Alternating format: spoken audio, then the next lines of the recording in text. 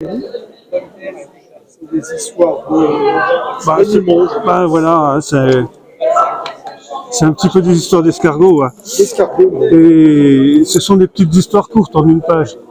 D'accord. Voilà. Bonjour Michel, Bonjour. donc nous sommes en compagnie de Michel Burdin sur le salon Voyage en Livre à Laclette, en Saône-et-Loire. Alors Michel, tu es le roi des escargots. Ben, c'est ce qu'on dit, oui. ça fait 10 ans que j'ai démarré cette série des gastéropodes. Ouais. Et voilà, donc j'ai fait 7 albums. Et puis des petits hors-série aussi, sous forme de florilège Ah oui, ça c'est... avec des strips. D'accord, des strips qui sont donc présentés dans un format à l'italienne. Voilà, c'est ça, voilà. Donc ce sont des petites bandes dessinées humoristiques, alors d'inspiration bourguignonne, va-t-on dire. D'accord. Mais ça parle pas de la Bourgogne, hein, c'est pas que, voilà. Donc je leur fais faire un petit peu tout ce qui me passe par la tête. Oui, on va dire que c'est un peu... Tu parles un peu des humains à travers des escargots, j'imagine. Exactement, voilà. Hein. Mais tu es toi-même bourguignon? Alors je suis bourguignon, je suis de Dijon, j'habite à côté de Dijon. Ah oui, donc ah oui, pur bourguignon donc. Exactement. Tu es né en Bourgogne, tu vis en Bourgogne et voilà. Tu finiras en Bourgogne. Ouais, c'est avec ça. tes escargots. Voilà, sédentaire comme les escargots. Exactement. Alors, et qu'est-ce qui t'inspire en général dans les gastéropodes? Alors, ce qui m'inspire, c'est un petit peu tout. Au départ, je me suis un peu documenté sur l'escargot, Ouais. sa biologie, son mode de vie, etc.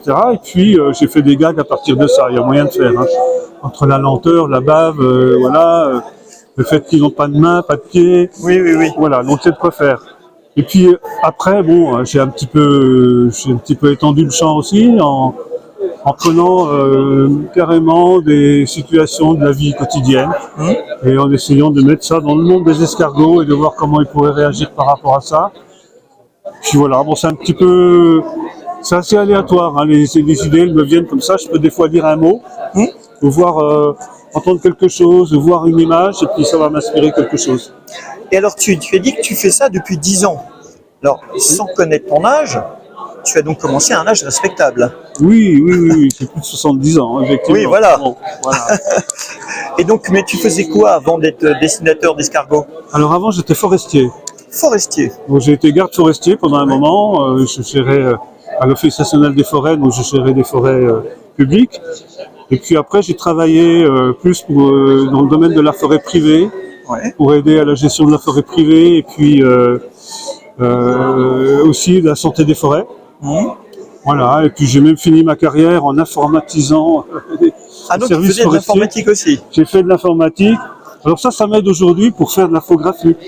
Exactement. Pour faire mes couleurs, par exemple, sur tablette. Voilà, ah oui, alors tu travailles comment? Parce que là, je vois que tu as devant toi un dessin sur papier. Voilà. Tu dessines déjà sur papier? Alors, je commence toujours sur papier, un crayonné. Ok. Et puis après, je vais le scanner. Et je vais faire le reste sur la tablette, donc c'est-à-dire l'ancrage. Ah, l'ancrage, tu le fais aussi sur la tablette? Oui.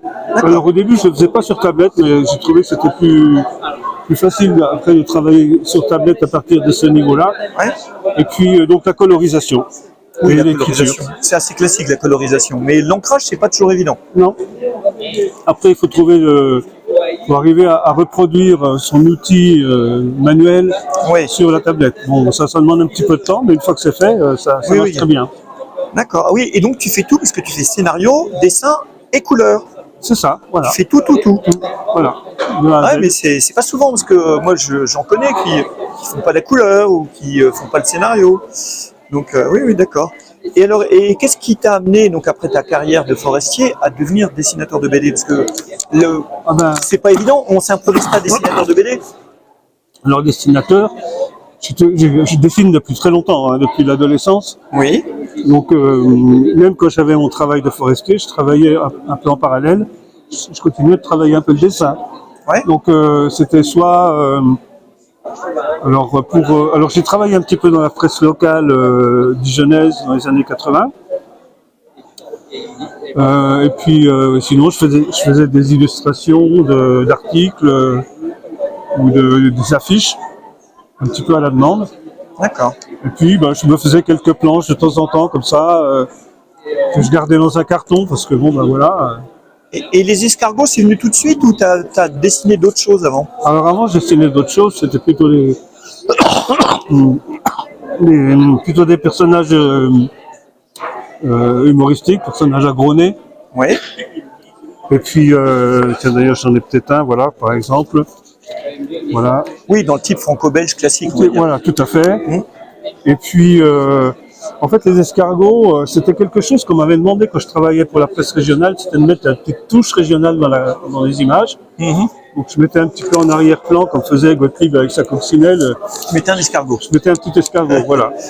Et quand j'ai retrouvé mes vieilles planches que j'avais faites il y a longtemps, je me suis dit pourquoi ne pas utiliser l'escargot comme personnage et faire une BD avec. D'accord. Donc voilà, c'était un petit peu au départ un défi que je m'étais posé en me disant voilà, je vais essayer. J'avais vu des exemples de bandes dessinées, par exemple avec 2 poissons rouges dans un bocal, et où il y avait, je ne sais plus, 4 ou 5 albums qui avaient été faits. Je me suis dit, ben, après tout, pas? les escargots, ça pourrait aussi marcher. Oui, oui, oui. Effectivement, donc après, restait à savoir si ça plaisait à un certain public, et puis si les idées allaient continuer d'arriver. Oui, parce que quand au début ça va bien, puis au bout d'un moment, il faut trouver d'autres idées quand même. Hein. Alors, bon, j'ai quand même fait cet album. Ouais. Voilà, je suis en train de dessiner pour en faire un 8e, mais bon, Oui, le 8e est en route.